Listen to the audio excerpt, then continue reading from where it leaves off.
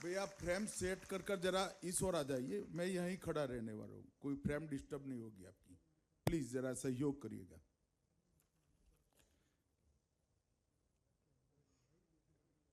मुझे मालूम नहीं डॉक्टर शिव सरीन ने मुझे यहाँ क्यों बुलाया है,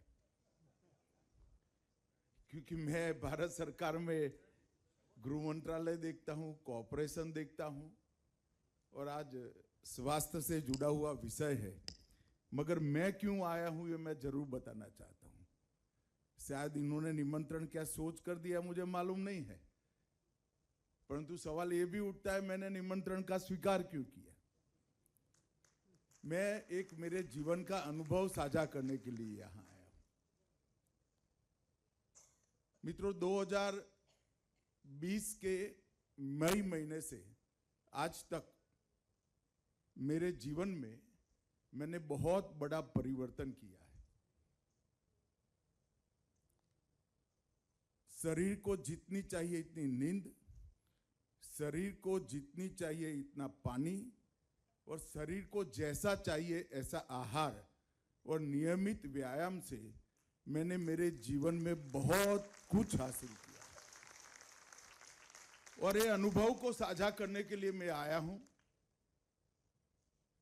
मैं आपको बता सकता हूं कि ये 4.5 साल के समय में मैं आज करीब करीब सभी एलोपैथिक दवा और इंसुलिन से मुक्त होकर आपके सामने खड़ा हूं।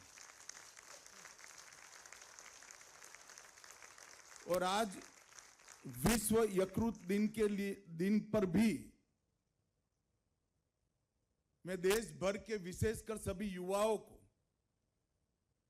जिनको अभी 40-50 साल तक अपना जीवन व्यतीत करना है, इस देश के विकास में योगदान देना है, और देश के विकास के माध्यम से एक हम सब इच्छा करते हैं ऐसे विश्व का निर्माण करना है, वो युवाओं को मैं जरूर कहना चाहूंगा कि अपने शरीर के लिए 2 घंटा और दिमाग के लिए कम से कम 6 घंटे की नींद एक बार रिजर्व कर लीजिए, अनेक गुना उपयोगिता इसकी बढ़ जाएगी।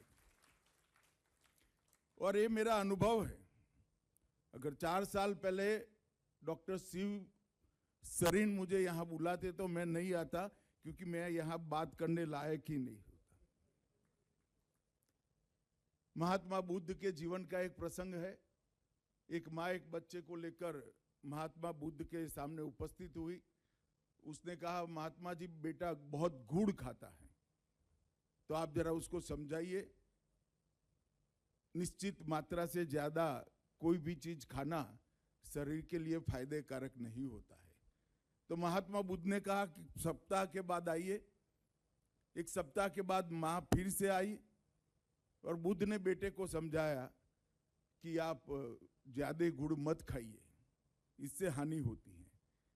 फिर माँ से रहा ना गया, उसने पूछा कि आपने यही बात 1 सप्ताह पहले क्यों नहीं की? तो उन्होंने कहा, माताजी मैं स्वयं ही बहुत गुड़ खाता था, तो गुड़ छोड़कर बेटे को नसीहत देना चाहता था। तो मेरी भी स्थिति कुछ ऐसी ही है। मेरे जीवन में डिसिप्लिन लाने का किसी एक महात्मा के आग्रह के कारण मैंने निर्णय किया, और इन निर्णय का मुझे बहुत फायदा हुआ है। ये शेयर करने के लिए मैं आज यहाँ आया।